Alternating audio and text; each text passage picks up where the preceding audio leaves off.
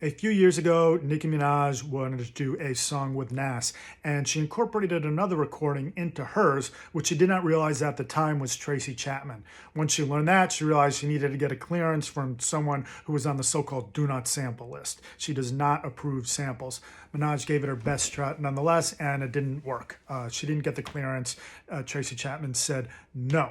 So when Nicki Minaj put out her album Queen, that song wasn't on it. Somehow, however, Funkmaster Flex got a hold of it and played it on the air, and Tracy Chapman sued Minaj. Now, there are two aspects to the copyright infringement claim here. One, for recording it in the studio, and two, for sending it to Flex.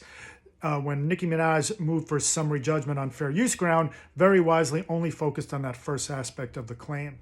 What she argued was that artists need to be able to experiment in the studio. They need to be able to incorporate new works. They need that outlet for creativity so that they can actually create new works and get the approval, because artists, when they deciding whether or not to give approval, they often want to hear the version of what they're approving. And the court agreed with that, which is great. The court found that it was fair use to record it in the studio before releasing it to the public, which basically saved creativity and experimentation in the studio.